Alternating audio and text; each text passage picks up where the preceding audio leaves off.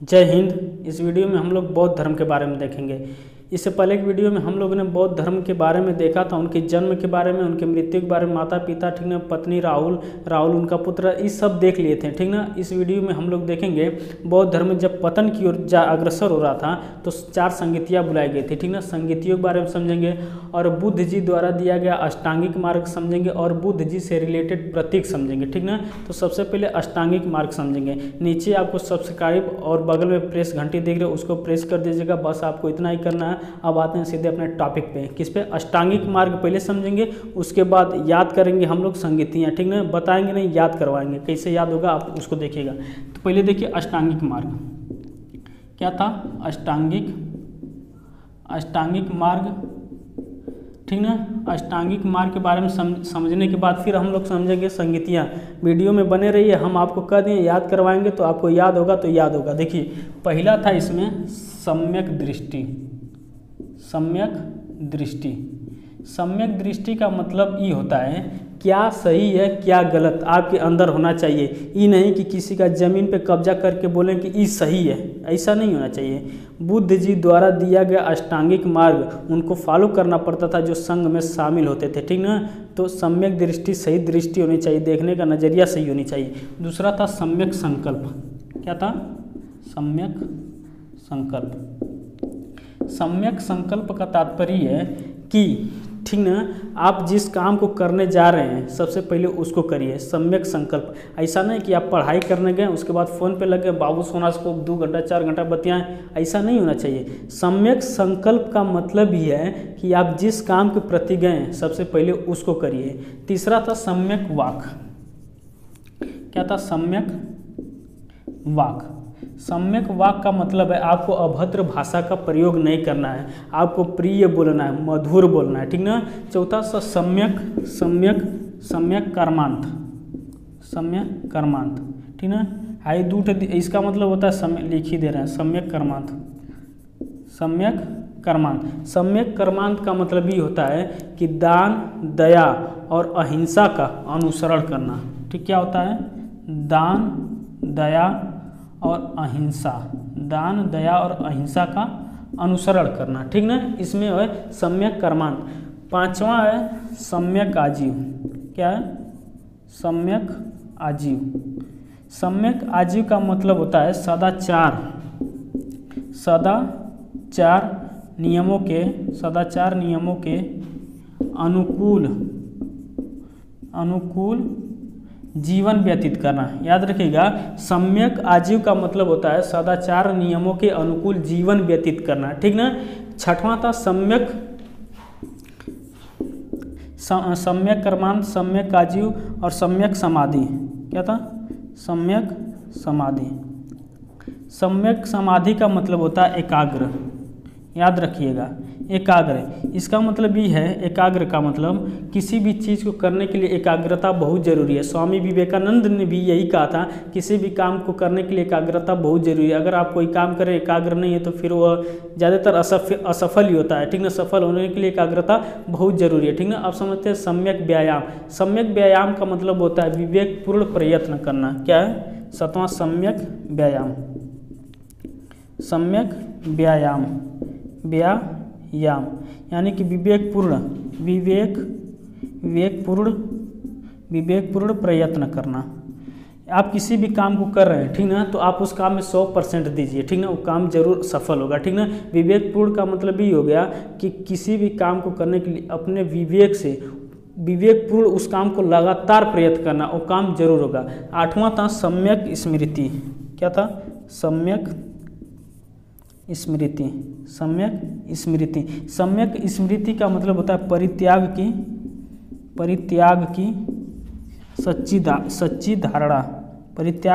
सच्ची धारणा, ठीक ना।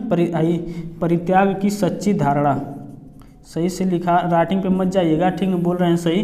परित्याग की सच्ची धारणा, ये थे अष्टांगिक मार्ग जो बुद्ध जी द्वारा दिया गया था संघ में शामिल होने के लिए। सम्यक दृष्टि समझ गए होंगे, सही दृष्टि होनी चाहिए। संकल्प का मतलब सबसे पहले उसको करिए जिसको आप करने गए हैं। वाक का मतलब आपको अभद्र नहीं बोलना है, सही भाषा बोलना है, मधुर बोलना है, ठीक, प्रिय बोलना है। कर्मांत का मतलब दान, दया और अहिंसा का अनुसरण सम्यक आजीविका मतलब सदाचार नियमों के अनुकूल, सम्यक समाधि का मतलब एकाग्रता बहुत जरूरी है, अब व्यायाम का मतलब होता है विवेकपूर्ण प्रयत्न करना, और स्मृति का मतलब होता है परित्याग की सच्ची धारणा। ये तो हो गया आपका अष्टांगिक मार्ग। अब समझते हैं बुद्ध जी द्वारा यानी कि बौद्ध धर्म में दिया गया त्रिरत्न कौन कौन सा था। तो बुद्ध कौन कौन सा था, त्रिरत्न कौन था, तो बुद्ध धम्म संघ, इसको याद रखिएगा। त्रिरत्न कौन कौन से थे बौद्ध धर्म में, तो बुद्ध धम्म संघ, बुद्धम शरणम गच्छामि, धम्मम शरणम गच्छामि, संघम शरणम गच्छामि, यह त्रिरत्न थे। और 3 दर्शन थे, कौन कौन से दर्शन की अगर बात करें तो बौद्ध धर्म में, ठीक ना, बौद्ध धर्म में कौन से दर्शन थे, तो 3 दर्शन थे। पहला था अनिश्वरवाद, दूसरा था शून्यवाद और तीसरा था क्षणिकवाद। इसका मतलब अनिश्वरवाद का मतलब इसमें बताया गया था कि ईश्वर कोई नहीं है, ठीक ना। अनिश्वरवाद पहला था, अनिश्वरवाद इसमें बताया गया कि ईश्वर है ही नहीं, क्या कहें, ईश्वर नहीं है, आप अच्छे काम करिए, अच्छे मार्ग पर चलिए, आपको मोक्ष की प्राप्ति हुई। दूसरा बताया गया था शून्यवाद और तीसरा बताया गया क्षणिकवाद। शून्यवाद में कहा गया कोई भी चीज़ छोटी बड़ी नहीं है, सब शून्य है। क्षणिकवाद में बताया गया कोई भी चीज़ पूरी जिंदगी भर साथ नहीं रह सकती, सब चीज़ क्या है, क्षणिक है, ठीक ना, यानी कि इस दुनिया में सब चीज़ क्या है, क्षणिक है। अब हम लोग समझते हैं कि जो बौद्ध धर्म में जो संगीतियाँ बुलाई गई थी, ठीक ना, 4 संगीतियाँ कहते हैं, उसको याद करवाने के लिए तो मैं अभी आपको याद करवाऊंगा, ठीक है। देखिए जब बौद्ध धर्म अपने यानी कि पतन की तरफ अग्रसर हो रहा था तो 4 संगीतियाँ बुलाई गई थी। कैसे इसको याद रखेंगे, तो देखिए याद रखेंगे हम इसको टेक्निकल से भी याद रख सकते हैं। राजा महाराजा आजा वैश्या सबका काल, पटाओ मत आस्की कुंवर वसु कंकाल, ये चारों अगर इसको रट लिए, राजा महाराजा आजा वैश्या सबका काल, पटाओ मत आस्की कुंवर वसु कंकाल, तो आपको याद हो जाएगा। देखिए पहले सबसे पहले याद करने का सही तरीका देखिए, पहली बौद्ध संगीत यानी कि पहले सन देखेंगे, क्या देखेंगे, पहली सन, पहला हुआ था 483, दूसरा हुआ था 383, तो फिर तीसरा हुआ था 255 और चौथा हुआ था 1 ईस्वी में। पहले तो आप इसको याद रखिएगा। देखिए 483, 383, 255, 1 ईस्वी, ये हो गया आपका सन। अब कहाँ पे हुआ था स्थान देखेंगे और देखेंगे अध्यक्ष कौन था और उस समय कौन राजा था, ये सब याद करेंगे। तो देखेंगे और उसके बाद देखेंगे सन के बाद स्थान के बाद देखेंगे इसका अध्यक्ष कौन था, अध्यक्ष के बाद हम लोग देखेंगे उस समय राजा कौन था, यानी किसका शासनकाल था, ठीक है, शासनकाल का मतलब होता है राजा कौन था उस समय। तो देखिए समझते हैं 483 में जब हुआ था तो कहाँ पे हुआ, पहले हम बोलते हैं राजा यानी कि राजगृह में, कहाँ पे हुआ था, राजगृह में। अब महाराजा का मतलब महाकश्यप, ठीक ना, महाकश्यप, राजा महाराजा आजा का मतलब याद रखिएगा अजात शत्रु, शासनकाल था अजात शत्रु, याद हो गया, राजा महाराजा आजा। देखिए राजा महाराजा आजा, तो याद हो गया कि नहीं। 483 में राजगृह में हुआ था, अध्यक्ष कौन था, महाकश्यप, और शासनकाल था अजात शत्रु, ये हो गया। अब दूसरा थिंग वैश्या, ठीक ना, यानी कि वैशाली, ठीक ना, वैश्या सबका यानी कि अध्यक्ष था सबकामी, ठीक ना, राजा महाराजा आजा वैश्या सबका काल किसके समय हुआ था, तो कालाशोक के समय, ठीक ना, इतना याद हो गया होगा।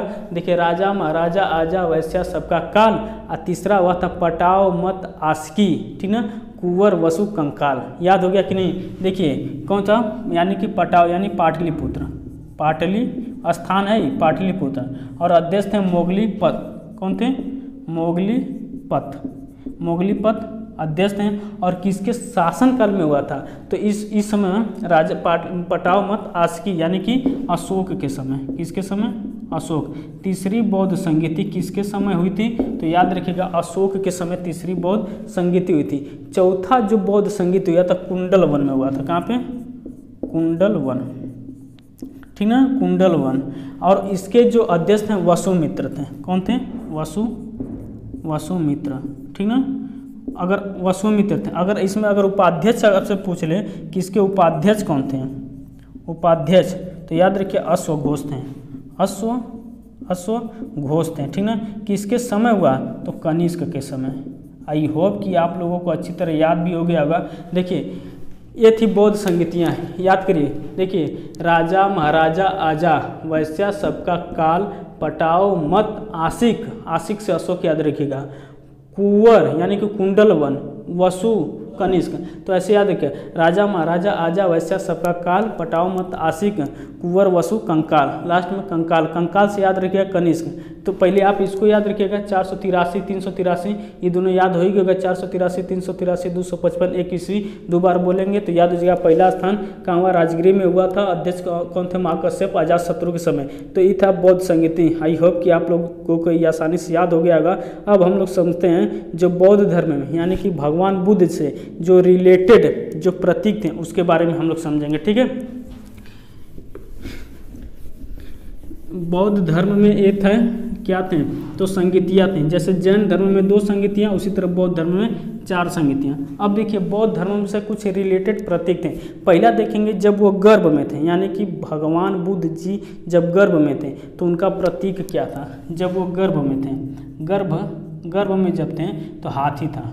कैसे याद रखेंगे, तो देखिए ग से गर्भ और ग से गज भी होता है, ठीक ना। ग से गर्भ, ग से गज, और गज मतलब होता है हाथी, ठीक ना। जब उनका जन्म हुआ, यानी कि जब उनका जन्म हुआ तो प्रतीक था क्या था, कमल एवं साढ़, कमल एवं साढ़, कमल एवं साढ़ उनका प्रतीक था। यानी कि जब उनका जन्म हुआ तो कमल एवं साढ़ प्रतीक हुआ। जब गृह त्याग किए, यानी कि जब उन्होंने गृह त्याग किए तो प्रतीक था घोड़ा, ठीक ना, याद रखेगा। गृह त्याग का प्रतीक था घोड़ा। इसको कैसे याद रखेंगे, जब ये गृह त्याग करने जा रहे थे तो इनका घोड़ा कंतक और मित्र चना इनको महल के बाहर छोड़ने गए थे। तो गृह त्याग का प्रतीक क्या है, तो घोड़ा। ज्ञान का प्रतीक क्या है, पीपल, ज्ञान पीपल, ज्ञान का प्रतीक क्या है, पीपल। निर्वाण का प्रतीक क्या है, निर्वाण का पद चिन्ह, क्या है, पद चिन्ह, निर्वाण का प्रतीक है। और महापरिनिर्वाण का प्रतीक क्या है, महापरिनिर्वाण का प्रतीक है स्तूप, क्या है, स्तूप। ये इसको याद रखिएगा, इतना चीज़, ठीक ना। ये जो भगवान बुद्ध जी से प्रतीक है उनसे रिलेटेड, जब गर्भ में थे तो उनका प्रतीक था हाथी, जब इनका जन्म हुआ तो प्रतीक था कमल एवं साढ़, और जब इन्होंने घर छोड़ा तो घोड़ा था, और जब इनको निर्वाण मिला था, ठीक है। अच्छा एक बात बताइए, निर्वाण किसको कहते हैं और महापरिनिर्वाण किसको कहते हैं, ठीक है। इसके बारे में अभी हम बता देंगे, 1 मिनट लगेगा या आपको पता चल जाएगा, ठीक है। ज्ञान जब इनको मिला तो प्रतीक था पीपल। ज्ञान की प्राप्ति कहाँ हुई थी, पीपल के नीचे निरंजना नदी यानी फाल्गु निरंजना या फाल्गु नदी के नीचे हुई थी, ठीक ना, ज्ञान की प्राप्ति। तो ज्ञान का प्रतीक पीपल, निर्वाण पद चिन्ह, और महापरिनिर्वाण का मतलब स्तूप। समझ गए होंगे। अब हम लोग समझते हैं क्या होता है निर्वाण और क्या होता है महापरिनिर्वाण। तो देखिए बौद्ध धर्म में जो व्यक्ति, ठीक ना, सब चीज़ छोड़ के, मोह माया छोड़ के, ठीक ना, मोह माया छोड़ के सब चीज़ बौद्ध धर्म में जो लीन था, और अपने जीते जी जो मोक्ष पा जाता था, जो मोक्ष पा जाता था उसको निर्वाण कहते थे। क्या कहते थे, निर्वाण। समझ गए होंगे। जिंदा व्यक्ति था, मरा हुआ नहीं रे, जिंदा व्यक्ति, वह व्यक्ति जो घर बार छोड़कर, सब चीज़ छोड़कर, यानी कि हर चीज़ की मोह माया छोड़कर जीते जी अगर मोक्ष पा गया तो उसको बोलते थे निर्वाण, ठीक ना। और जब मोक्ष पाया हुआ व्यक्ति मरता था तो उसको कहते थे परिनिर्वाण। उसको क्या कहते थे, परिनिर्वाण। परिनिर्वाण क्या था, परिनिर्वाण। देखिए निर्वाण, परिनिर्वाण और महापरिनिर्वाण समझ लीजिए आसानी से।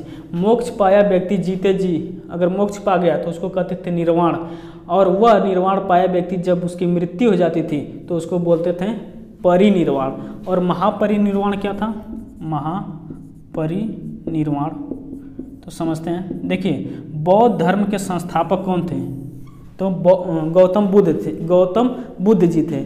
और गौतम बुद्ध जी के लिए महापरिनिर्वाण का शब्द प्रयोग किया गया। हर बौद्ध धर्म में बहुत लोग जो मरे हुए थे, यानी कि जो जिनका परिनिर्वाण हो जाता था, उनको महापरिनिर्वाण नहीं बोला गया, क्योंकि महापरिनिर्वाण सिर्फ उनको बोला गया, महात्मा बुद्ध को इसलिए बोला गया क्योंकि वह बौद्ध धर्म के फाउंडर थे। अर्थात बौद्ध धर्म को स्टार्ट किसने किया था, तो महात्मा बुद्ध ने, इसलिए इनके लिए महापरिनिर्वाण शब्द का प्रयोग किया गया और बाकियों के लिए परिनिर्वाण, और मोक्ष पाया व्यक्ति निर्वाण। तो ये था आपका निर्वाण, परिनिर्वाण, परिनिर्वाण। इसके बारे में आप लोग अब समझ गए होंगे, ठीक है।